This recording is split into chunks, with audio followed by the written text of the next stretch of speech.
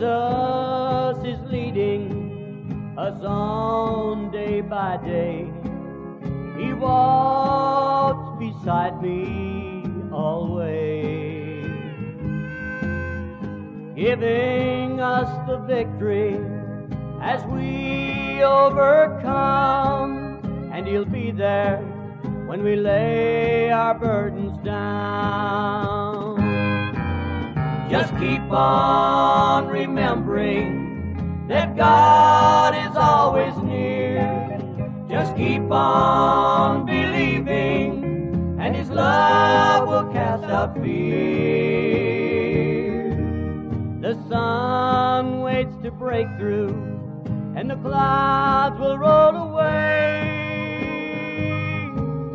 If you have faith that there will be a better, brighter day.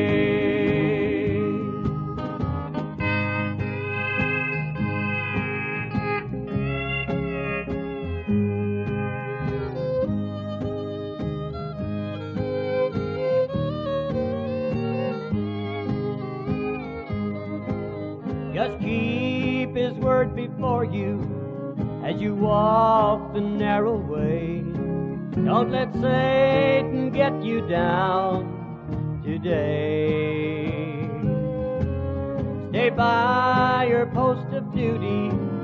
The race is almost run. Time is late now. It's the setting of the sun. Just keep on remembering that God is always near. Just keep on believing, and His love will cast out fear. The sun waits to break through, and the clouds will roll away. If you have faith that there will be a better, brighter day. If you have faith that there will be a better, brighter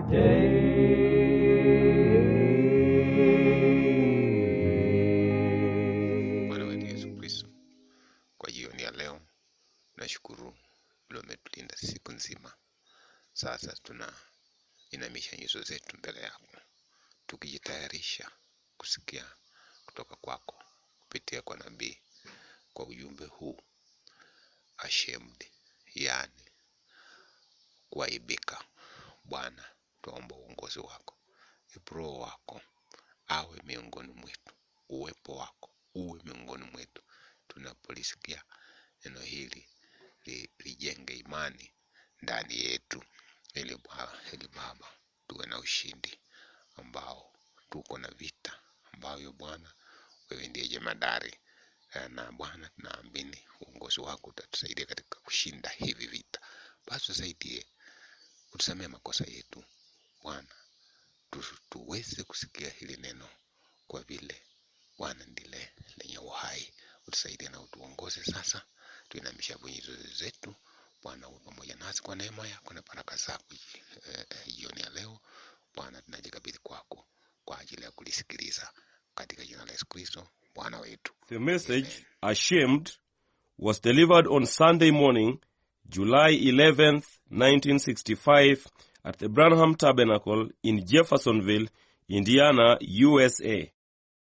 Ujumbe huu, kuonea haya, ulihubiriwa Jumapili asubuhi tarehe 11 Julai mwaka 1965 katika maskani ya Branham huko Jeffersonville, Indiana, Marekani.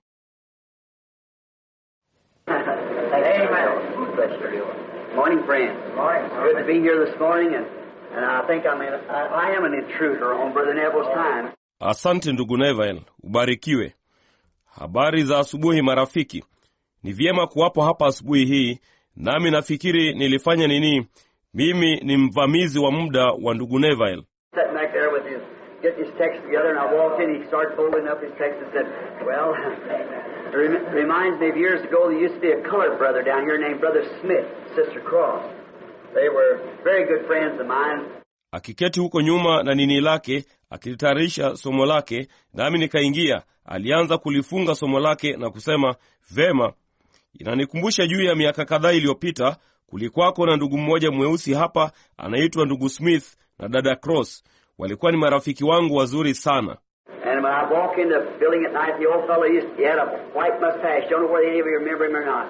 Na wakati ningeingia jengoni usiku, jamaa huyo mzee alikuwa na masharubu meupe. Sijui kama yeyote wenu anamkumbuka ama la. And he would be on the platform, you know, and all of them would be singing, "It's a highway to heaven." Naye angekuwa jukwani, mwajua, na wote wangekuwa wakiimba, ni njia kuu ya kwenda mbinguni. Brother Smith would be just set like this, you know. And I walk in the back door, there's a little girl, kind of real dark. She was sitting in the corner, she started clapping her hands, said, "Lift him up." That song, you know. Basi ndugu Smith anaketi tu namna hii, unajua, nami ningeingia kwa mlango wa nyuma. Kulikuwa na msichana mdogo kwa namna fulani mweusi sana, alikuwa ana tabia ya kukaa pembeni. Angeanza kupiga makofi akisema, "Mwinueni," wimbo huo, unajua. They put their own melody to it, you know, and then over next corner be somebody else says, "Come in again, lift him up." Well, that's what they'd sing when I come in the door. I just love that bunch of people. Wanaweka sauti yao wenyewe ndani yake, mwajua. Halafu huko kwenye kona ya pili kutakuwako na mtu mwingine anasema, "Tuimbe tena, mwinueni." Vema, huo ndio wangeuimba wakati nikiingia mlangoni. Ninalipenda sana kundi hilo la watu. And so old Brother Smith sat back there a little bit, you know, he's kind of a quiet sort of a fella.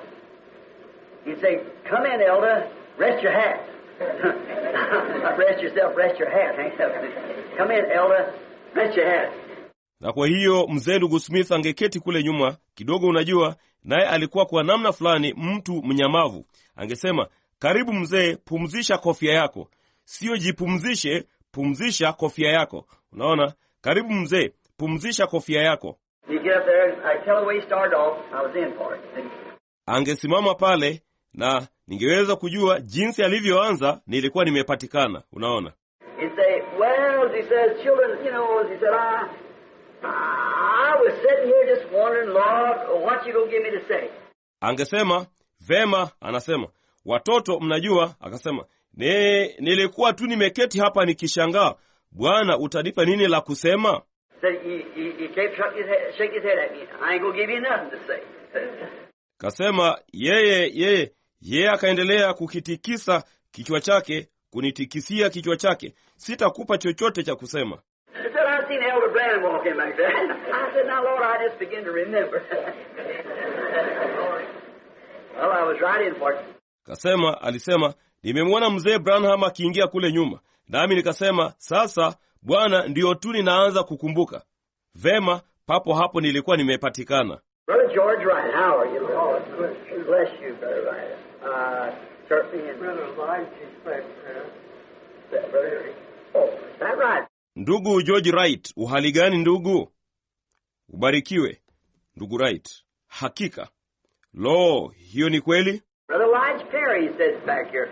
Where you at, Brother Elijah? I haven't seen him in a long while. Now we ought to have a real meeting here. Ndugu Elijah Perry alisema, "Yupo hapa nyuma." Uko wapi ndugu Elijah? Sijamuona kwa nini mrefu.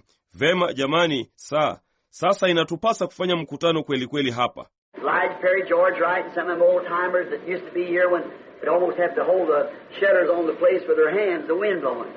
Good seeing you. Elijah Perry, George Wright na baadhi ya hao watu wa zamani waliokuwa hapa wakati karibu ili kubidi kushikilia vilango mahali pake kwa mikono yetu, upepo ukivuma. Na furahi kukuona. Mother, Sister Wright with you. Sister Wright in? Back there too. Yes, sir. Well, Sister Perry, I see them all now. Well, that's really fine. Mama, dada Wright yuko pamoja nawe? Dada Wright yuko humu? Yuko huko nyuma pia. Naam bwana.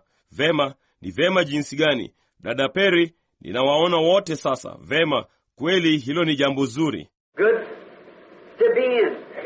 It's good to sit in these places. It's good to be together. Ni vema kuwa humu. Ni vema kuketi sehemu hizi. Ni vema kuwa pamoja. I'd planned on so hard coming back, burdened in the heart.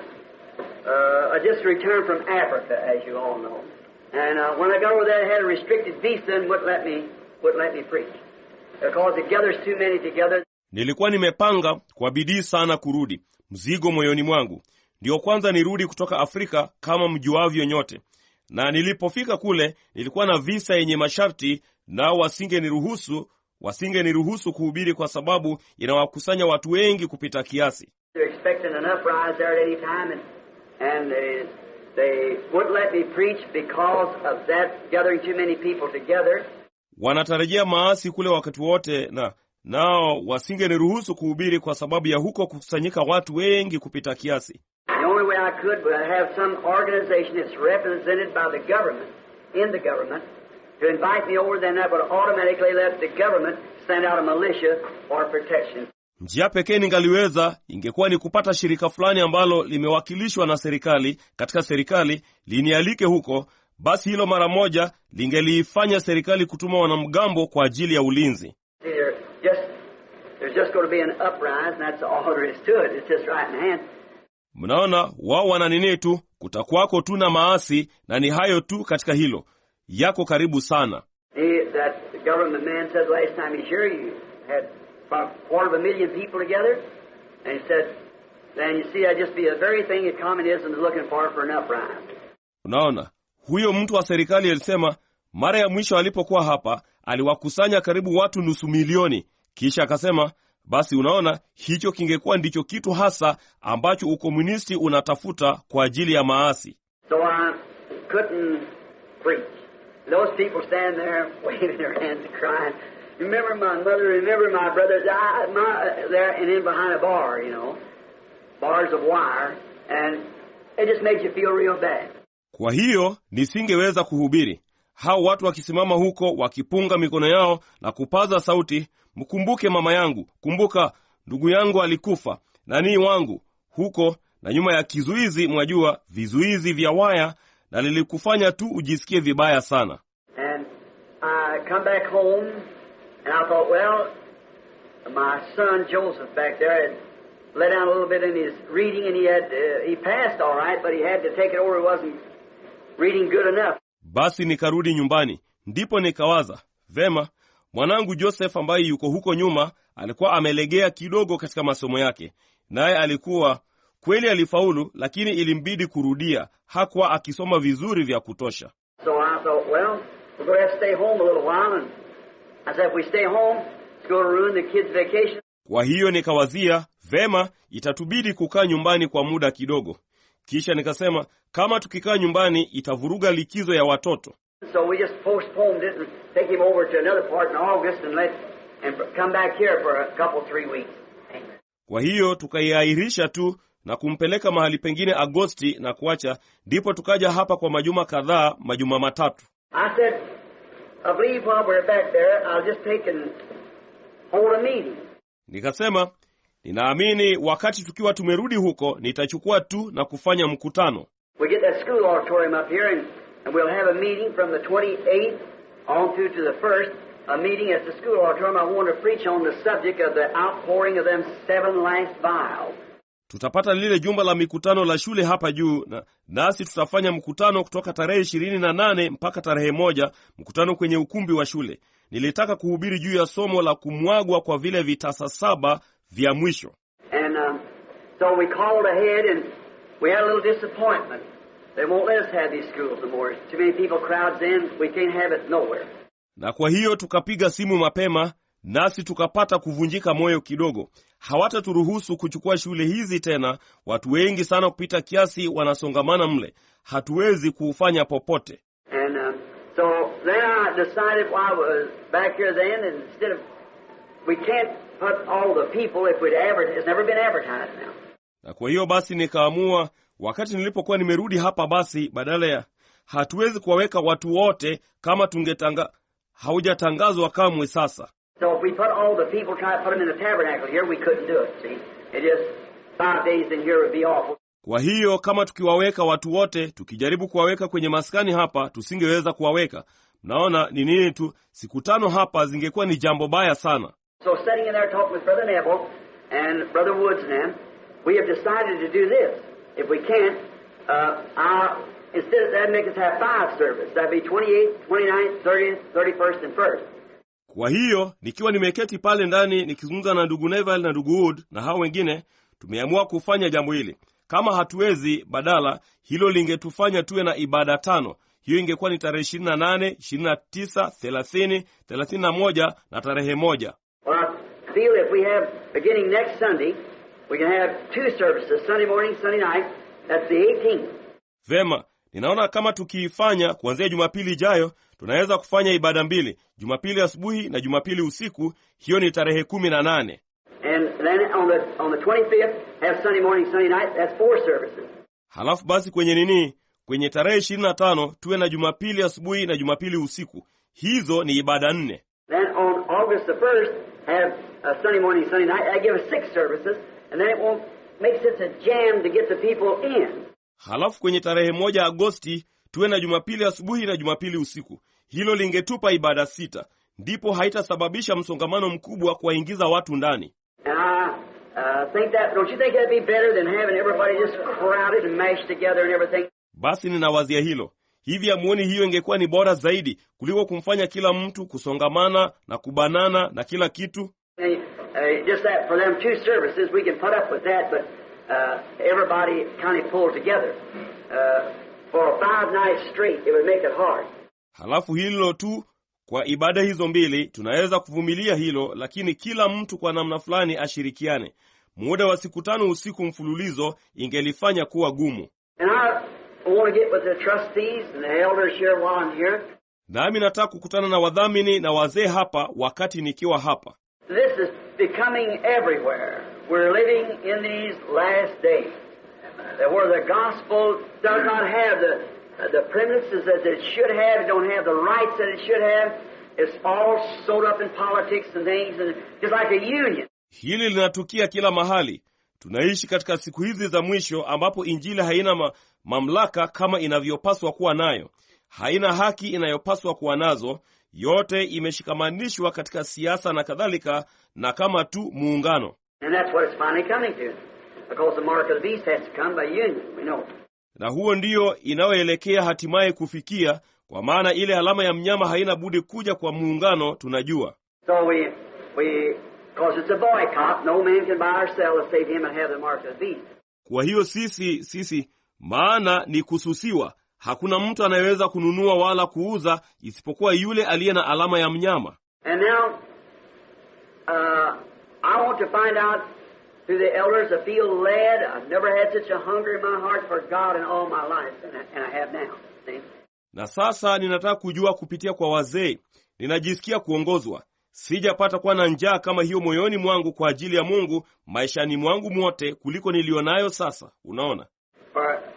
And I want to get my own tent and my stuff like the Lord gave me a vision to, and I believe that the time is just now at hand.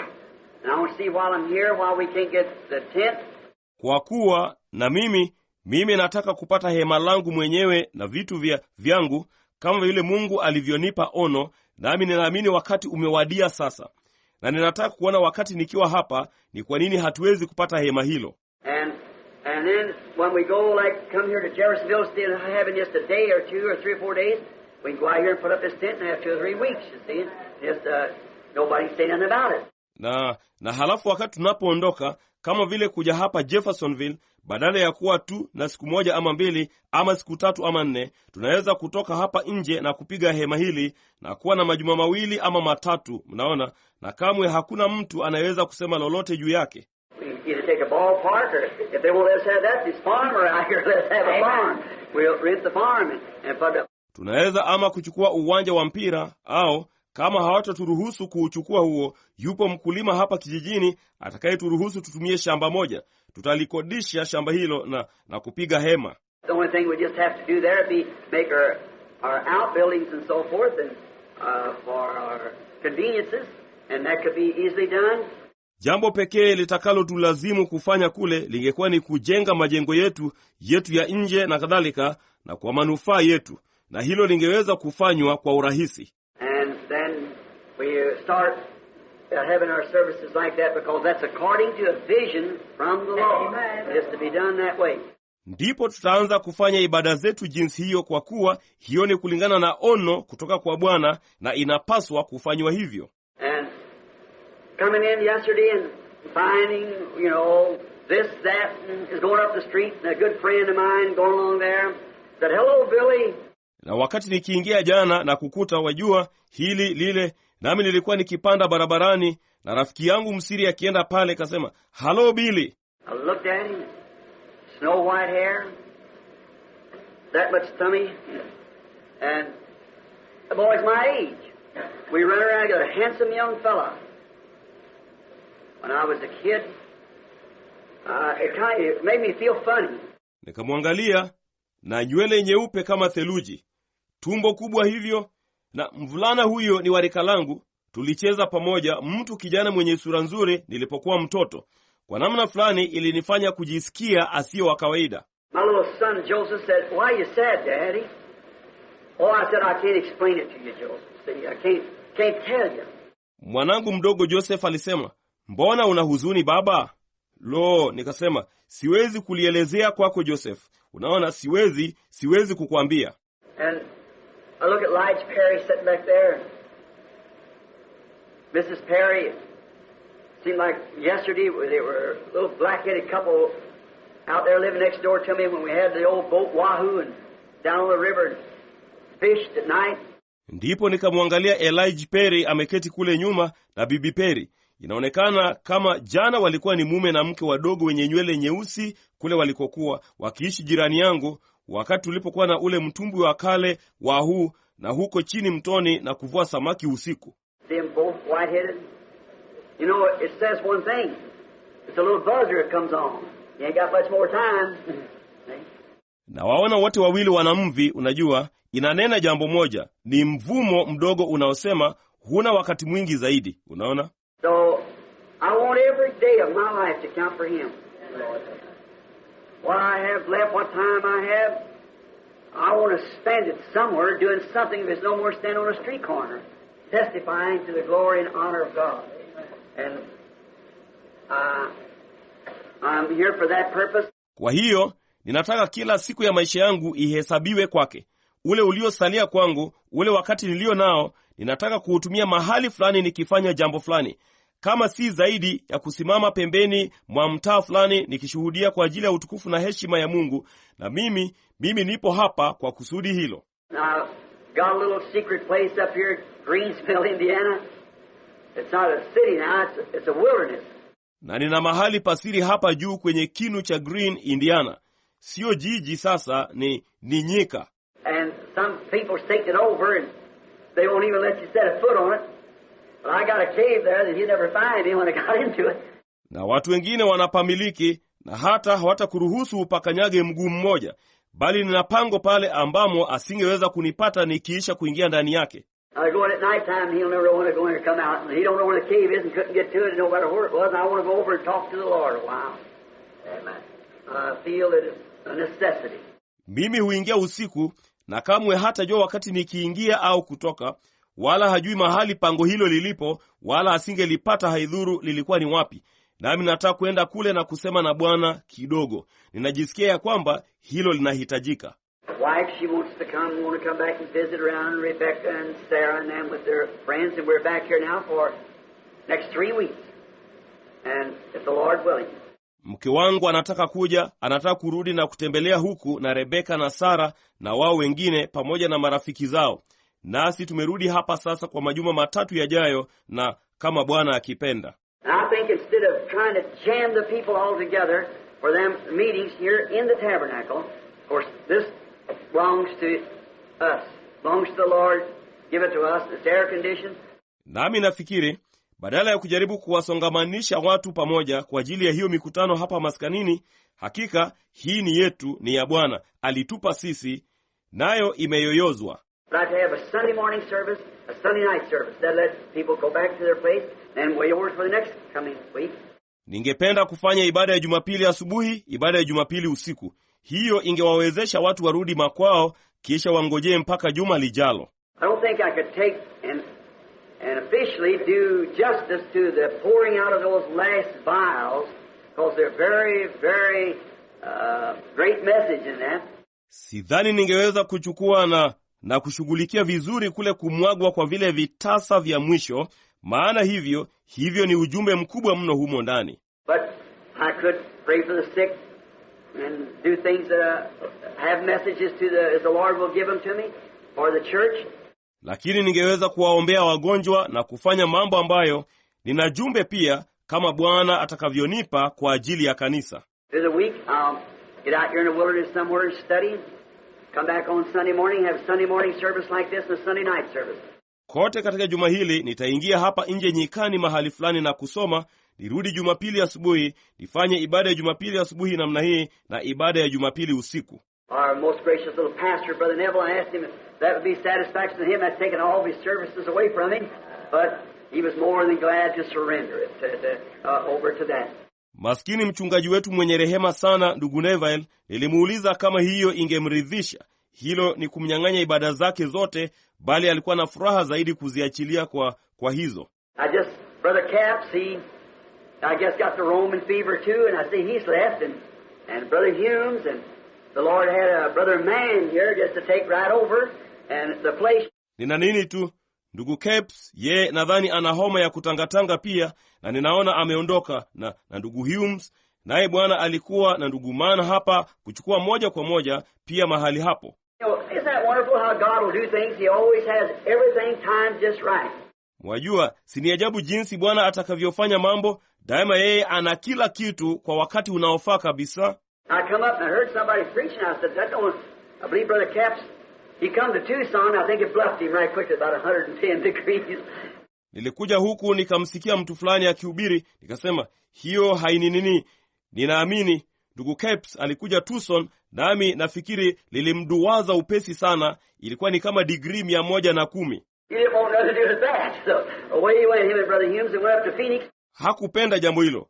Kwa hiyo huyo akaondoka zake, yeye na ndugu Humes, nao wakaenda hadi Phoenix. Of course it's 115 to 16, 18 up there. That was still worse, so I think he took off to Texas after that. He was trying to find a place. Bila shaka ni degree 115 hadi 16, 18 kule juu. Hiyo ilikuwa ingali ni mbaya zaidi. Kwa hiyo nafikiri aliondoka akaenda Texas baadaye, yeye akijaribu kupata mahali. You don't know Arizona this time of year. It's 140 the other day, last Friday, 140 degrees at Parker. And that's where Brother Craig from the church here lives. Lakini hutaki Arizona yoyote wakati huu wa mwaka, na kuambia ilikuwa ni 140 hivi majuzi, Ijumaa iliyopita, degree 140 huko Parker. Na hapo ndipo ndugu Craig kutoka hapa kanisani anapoishi. And you can break an egg to fry where it's the ground. you spit it, the moisture's gone. There's no humidity or nothing. It's really a bake oven this time of year. Nawe unaweza kulivunja yai, nalo litaiva kabla halijagusa chini. Mtu unatema mate na unyevu umekwisha, inanini tu, hakuna unyevu wala chochote kile. Kwa kweli ni jiko la kuokea wakati huu wa mwaka. But from about November, December, January, wonderful. But when it comes about March, April, you better get away. You don't want to suffocate. Lakini kutoka kwenye kama Novemba, Desemba na Januari, kuzuri sana. Lakini napofikia karibu na Machi na Aprili, ni heri uondoke kama hutaki kukosa hewa. And so Brother Capstan had to come just at that time, which I think run him out. So maybe the Lord did that for a purpose. Na kwa hiyo ilitokea kwamba ndugu Capes na hao wengine walikuja tu kwenye wakati huo, ambalo nafikiri liliwafukuza. Kwa hiyo pengine Bwana alifanya hivyo kwa kusudi fulani. I'm believing this, that God orders the footsteps of the righteous. Amen. Sometimes it seems hard. Ninaamini jambo hili, ya kwamba Mungu huamuru hatua za wenye haki. Wakati mwingine huonekana ni jambo gumu. Like the other day on this trip to Africa, I was so sure that I was moving in the will of God. Kama vile hivi majuzi kwenye safari hii ya Afrika, nilikuwa na hakika kabisa ya kwamba nilikuwa nikienda katika mapenzi ya Mungu. Because a year ago I was down in the South holding a series of meetings, and I thought coming from that organization said, you can come on through the Christian business, man, but we'll have nothing to do with it. Kwa sababu mwaka mmoja uliopita nilikuwa huko chini kusini nikiendesha mfululizo wa mikutano, na wao Wao nilidhani nikitoka kwenye shirika hilo walisema unaweza kuja kupitia kwa wafanyabiashara wa Kristo, bali sisi hatutakuwa na uhusiano wowote nalo. Well, I don't want to throw them men right in on, make conflict. I want to make them feel good at one another. Vema, sitaki kuwaingiza watu hao moja kwa moja ndani ya jambo hilo, mwajua, kuleta ugomvi. Ninataka kuwafanya wajisikie vizuri wao kwa wao. So I just said, wrote them a letter. I said, remember, I've tried to get into Africa for years. Again, feeling that my ministry isn't finished in Africa. Kwa hiyo nilisema tu, vema, nikawaandikia barua nikasema, kumbukeni, nimejaribu kuingia Afrika kwa miaka mingi tena, nikijisikia ya kwamba huduma yangu haijaisha Afrika. Why would I have to go to Africa when I got 600-700 cities right here in the United States calling? See, just right here without leaving Canada and Mexico or any of those places. Why should I want to go there? But it's something in my heart that pulls me to Africa. Sina, kwa nini inibidi kwenda Afrika wakati nikiwa na miji 600-700 papa hapa Marekani inaniita, naona humu tu, bila ya kuacha Canada, Mexico ama moja ya mahali popote pale. Kwa nini niwe na shauku ya kwenda kule? Lakini ni kitu fulani moyoni mwangu kinachonivuta niende Afrika. Those people, there's something about them I love. And I want to go just for the colored people only. Kule watu hao kuna jambo fulani kuwahusu ambacho nakipenda, nami ninataka kwenda kwa ajili ya watu weusi peke yao. And there's something in a lot of them leaders, they don't feel I should do that. I want to go to my colored friends. That's where the Lord called me. Na kuna jambo fulani katika wengi wao, hao viongozi hawajisikii kwamba ninapaswa kufanya hivyo. Na nataka kwenda kwa rafiki zangu weusi. Huko ndiko Bwana alikoniitia. And they're needy. Many of those people, those white people, can have doctors and everything. Them poor natives live out there and half rotten. I feel they're the ones that look like they receive it. They're the ones there's something about it. Na sasa wao ni wahitaji. Wengi wa watu hao. Hao wazungu wanaweza kuwa na madaktari na kila kitu, lakini hao wenyeji maskini wanaishi kule na wameoza nusu. Mimi najisikia hao ndio wanaoonekana kana kwamba wangeupokea. Hao ndio. Kuna kitu fulani kuhusu jambo hilo. When you get to a spot you're so smart that you know everything, then God can't do nothing with you. But if you get to a place that you're willing to listen and learn, then God's time can move in and talk to you. Amen. Unapofikia mahali wewe ni mwerevu sana hata unajua kila kitu, basi Mungu hawezi kufanya lolote nawe. Lakini ukifikia mahali ambapo uko tayari kusikiliza na kujifunza, basi ni wakati wa Mungu anaweza kuingia na kuzungumza na wewe. And so I wrote him a letter back and told him, I said, remember, at the day of the judgment, let them bony hands reach out of smoke, condemn you. Their blood be upon you, not on me. Because I've tried for about 10 years to get back. Na kwa hiyo niliwaandikia barua na kuwaambia, nami nikasema, kumbukeni kwenye ile siku ya hukumu, acheni hiyo mikono iliyokonda sana itokeze kwenye ule moshi ikawahukumu. Damu yao na iwe juu yenu, sio juu yangu, maana nimejaribu kwa karibu miaka 10 kurudi. Then when I mailed the letter, come back, something said to me, see Sidney Jackson take a hunting trip. At the same time the Lord spoke to Sidney Jackson, said, Yellow Main Line, Brother Branham, camping, Durban, big meeting. Ndipo wakati nilipoituma barua hiyo nikarudi, kitu fulani kiliniambia, kamuone Sidney Jackson, fanya safari ya kuwinda. Na wakati huo Bwana akasema na Sidney Jackson, akasema, simba mwenye manyoya ya manjano, ndugu Branham kufanya kambi Durban, mkutano mkubwa. Well, he was over here. He spoke with you here. Vema, alikuwa hapa, naye akasema nanyi hapa. By the way, we baptized. He was firmly against this baptism in the name of Jesus Christ, and his wife was worse than he was. She would just walk away. Jambo lingine, tulibatiza, alikuwa akipinga kwa dhati ubatizo huu katika jina la Yesu Kristo, na mke wake alikuwa mbaya kuliko yeye alivyokuwa. Yeye angeondoka tu. I'm telling you, I never seen any more devout people. They've got about 150 ministers over there baptized in the name of Jesus Christ, and they're just burning the country up. Ungeweza, ninawaambia, sijapata kuona watu wenye bidii zaidi. Wana kama wahudumu 150 kule waliobatizwa katika jina la Yesu Kristo, nao wanaiwasha tu moto nchi hiyo. The message is just sweeping Africa everywhere. Aviators and great men coming being baptized in the name of Jesus Christ. Ujumbe huu unaenea upesi sana Afrika, kila mahali. Marubani na watu mashuhuri wanakuja wakibatizwa katika jina la Yesu Kristo. And so when I started to go over, I'm telling you, I never had so much trouble in all my life for trying to get there. And then at the very last minute to go, here it was wrote across my visa, cannot anticipate in any kind of religious service, can only come hunting. Na kwa hiyo mimi, wakati nilipoanza kwenda kule, ninawaambia, kamwe sijapata kuwa na shida nyingi jinsi hiyo maishani mwangu mwote ya kujaribu kuingia kule.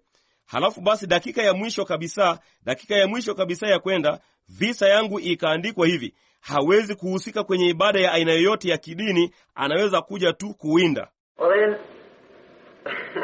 it was wrong.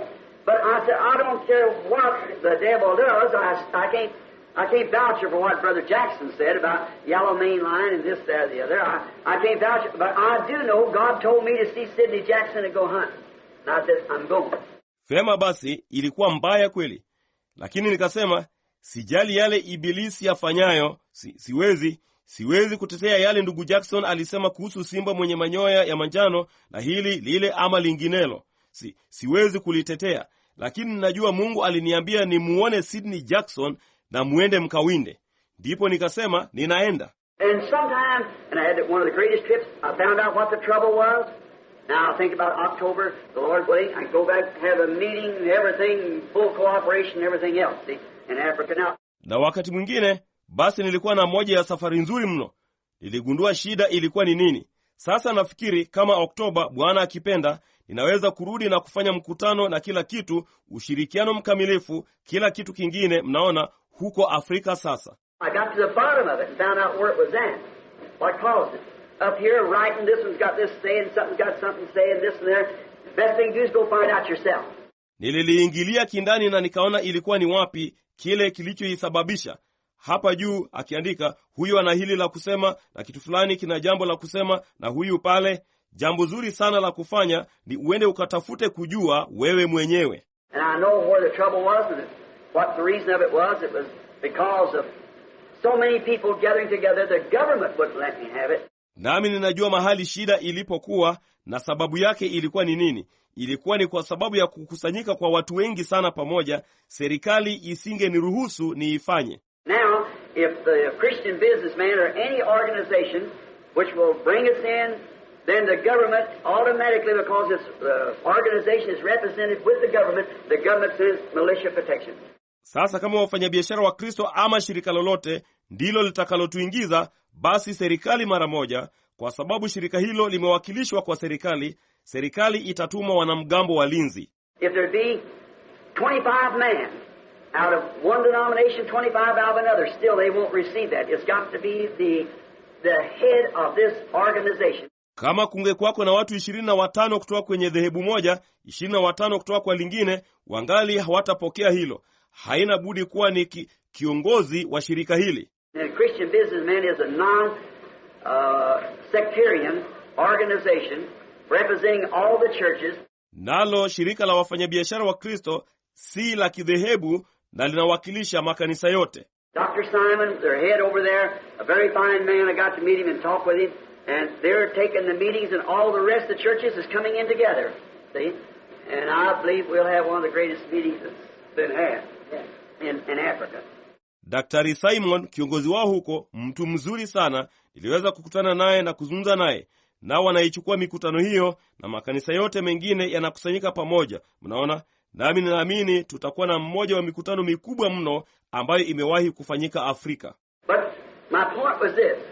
When you know that you're trying to do what's right, the first thing is if you feel led to do anything, then check it with the Word and see if it's right with the Word. And then let nothing stop you. Amen. Lakini wazo langu lilikuwa ni hili: wakati unapojua ya kwamba unajaribu kufanya jambo lililo sahihi, jambo la kwanza ni kama ukijisikia kuongozwa kufanya jambo lolote, basi lihakikishe na neno na uone kama ni sawa na neno, na halafu usiache chochote kikuzuie. I don't care how many wheels the devil throws in a way, just move right over the top of it. Sijali ni magurudumu mangapi ibilisi anayatupa njiani, yaruke tu moja kwa moja. I told my wife, And I told Brother Woods when I got here, and some friends that I met yesterday. Nilimwambia mke wangu na nikamwambia ndugu Wood nilipofika hapa na baadhi ya marafiki niliokutana nao jana. I have had about 5 years here that I hardly know what to do. It's been a nervous. Nimekuwa na karibu miaka 5 hapa ambapo karibu sikujua la kufanya. Imekuwa ni wasiwasi. See, the revival itself amongst the churches has died. Everyone knows that. You feel it in this tabernacle. You feel it everywhere. Mnaona uamsho wenyewe miongoni mwa makanisa ulikuwa umekufa. Kila mtu anajua jambo hilo. Unalihisi humu maskanini. Unalihisi kila mahali. There is a thump. Dead feeling. There's just something isn't right. It's because the revival enthusiasm has gone away from the people. Kuna mshindo mzito mno wa mauti. Kuna kasoro fulani tu, ni kwa sababu ile hamu ya uamsho imewaacha watu. Go into the churches. You'll see them sitting there and a pastor stumbling around for a message and something or other. Ukiingia makanisani, utaona wameketi pale. Naye mchungaji anatutusa apate ujumbe ama chochote kile. The first thing you know, turn it off on some kind of a party they're going to have or something. It seems to be a dead thump everywhere. Na muda si muda wajua, anaukatiza kwa ajili ya namna fulani ya karamu wanayotaka kufanya ama chochote kile. Inaonekana ni mshindo mzito sana uliokufa kila mahali. Billy Graham notices it. Old Roberts. Mr. Allen had some trouble, as you know. Old Roberts got that $50 million buildings and so forth in there. He's got a school. And, well, nobody on the field now. Billy Graham analiona. Oral Roberts. Bwana Allen alikuwa na matatizo fulani kama mjuavyo. Oral Roberts ana majengo ya dola milioni 50 na kadhalika mle ndani. Ana shule na vema hakuna mtu aliyehudumani sasa. I left here by vision to go yonder to Tucson to see what the Lord wanted me to do. There he met me up there as he told you here that he would do it, and the form of 7 angels, and said to return back, and the 7 seals is to be opened. That's just exactly what happened. Niliondoka hapa kwa ono, kwenda huko Tucson, kuona yale Bwana aliyotaka nifanye. Huko alikutana na mimi kule, kama vile alivyowaambia hapa kuwa angefanya, na umbo la malaika 7, kisha akasema nirudi huku na ile mihuri 7 itafunguliwa. Hilo hasa ndilo lililotukia. He said, one day with Brother Woods, when he came out there, we went to the same place and threw up a rock. He come down, he said, within a day and night, I forget just what the words was, you're going to see the glory of God. Akasema, siku moja tukiwa na ndugu Wood wakati alipokuja huku nje, tulienda mahali pale pale, ndipo nikatupa jiwe juu likarudi chini. Yeye akasema, katika siku moja mchana na usiku mtanini. Baadhi ninasahau maneno yenyewe hasa yalikuwa ni maneno gani. Utauona utukufu wa Mungu. And the next day, a whirlwind came down out of the skies. And we know the story of what taken place. Na kesho yake upepo wa kisulisuli ulishuka chini kutoka angani, nasi tunajua hadithi ya yale yaliyotukia. When it went up, they asked what it was. I said, it spoke 3 words and 3 great blasts. Wakati ulipopaa juu, wao waliuliza ilikuwa ni kitu gani. Nikasema ilinena maneno 3 katika milipuko 3 mikubwa. The man only heard the blasting. I understood what it said. And it said judgment striking West Coast. Hao watu walisikia tu hiyo milipuko. Mimi nilifahamu yale iliyosema. Nayo ilisema hukumu inaipiga pwani ya magharibi. 2 days after that, Alaska like the sun. Been thundering around, earthquakes, everything. Just look at them every day, earthquakes is shaking everywhere. Siku 2 baada ya hapo, Alaska nusura izame. Yamekuwa yakinguruma kila mahali, matetemeko ya nchi kila kitu. Hebu yaangalie tu, kila siku matetemeko ya nchi yakitikisa kila mahali. My last meeting I had, this will be my first message really to preach since then. Mkutano wa mwisho niliokuwa nao, huu utakuwa ndio ujumbe wangu wa kwanza hasa kuhubiri tangu wakati huo. I was preaching in Los Angeles at the Belmore Auditorium, and I was speaking on a man choosing himself a wife. You probably got the tape of it. I said it reflects his character and his ambitions. Nilikuwa nikihubiri huko Los Angeles kwenye ukumbi wa Biltmore, nami nilikuwa nikizungumza juu ya mwanamume kujichagulia mke. Labda mlipata kanda yake. Ina nini? Nilisema inaonyesha tabia na malengo yake. That when a man takes a woman, he takes a young girl and to be his wife, he takes a modern girl that's common Ricketta. It just shows what he's... Kwamba mtu anapomchukua mwanamke, anapomchukua msichana mdogo na ili awe mke wake, akimchukua, unajua, msichana wa kisasa ambaye ni Ricketta wa kupendwa na wengi, inaonyesha tu kile alicho. If he marries a beauty queen or a sex queen, whatever it shows is what's really in the man. Kama akimuoa mshindi wa shindano la urembo ama malkia wa kuvutia kimapenzi, yeyote yule, inaonyesha nini yake, kile hasa kilicho ndani ya mtu huyo. But a Christian, he looks for character in a woman. Because he's planning a future home with that woman. He gets a homemaker. Lakini Mkristo, yeye huangalia tabia katika mwanamke, kwa sababu yeye anapanga makao ya usoni pamoja na mwanamke huyo.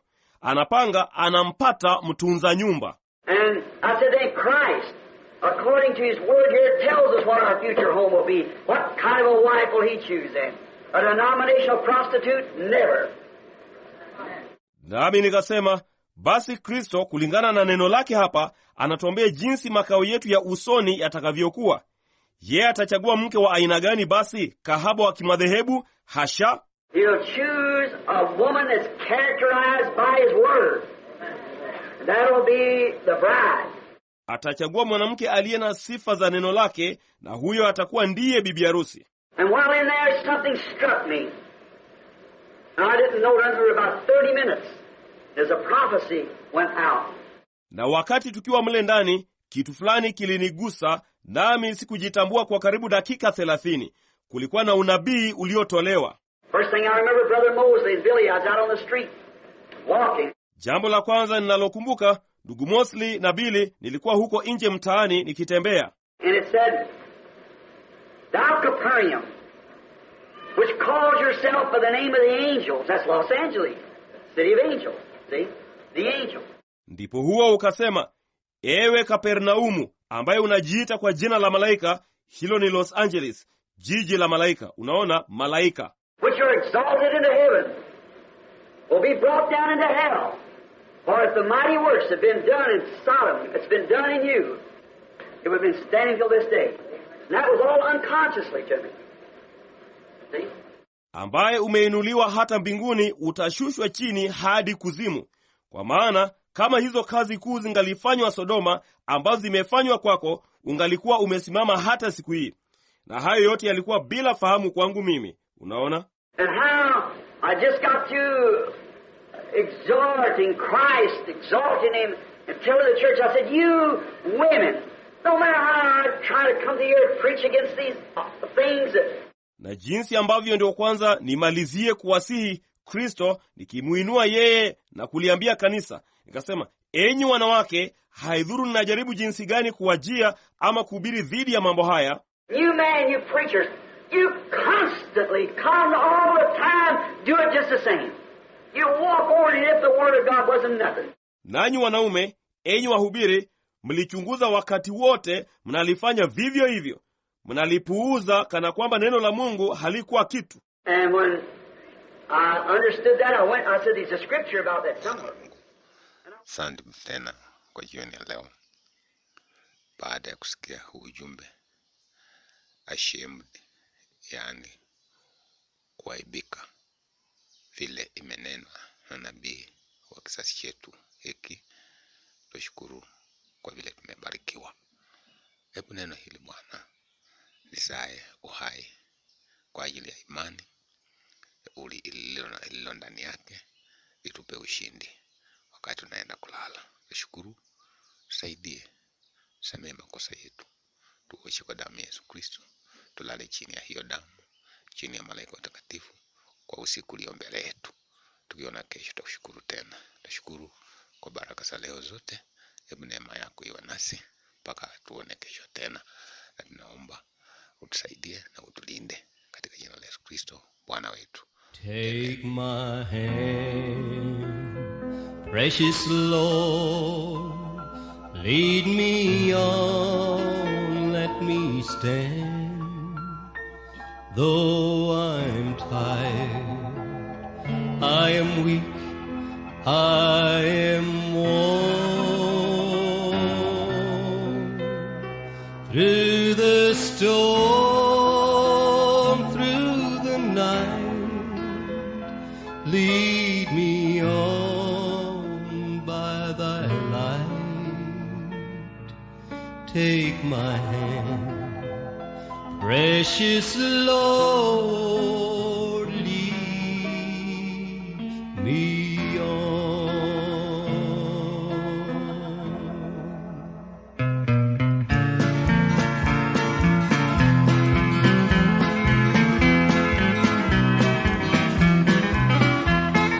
As I travel through this pilgrim land, there's a friend who walks with me, leads me safely through the sinking sand. It is the Christ of Calvary.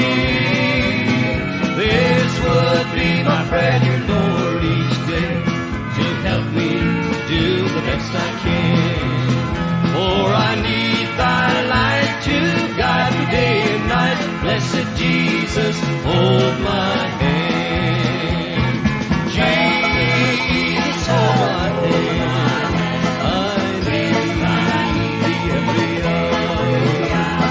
Through land and rain, protect me by thy power. Hear my plea at thee. Oh, dear Lord, look down on me. When I kneel in prayer, I hope to meet you there. Blessed Jesus, hold my hand.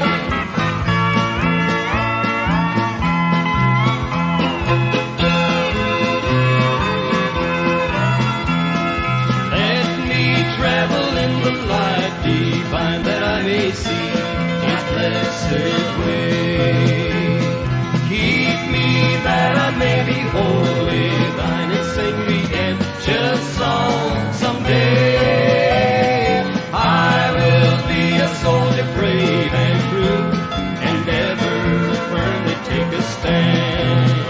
As I onward go and daily meet the foe, blessed Jesus, hold my hand. Jesus, hold my hand. I need thee every hour. Through this pilgrim land, protect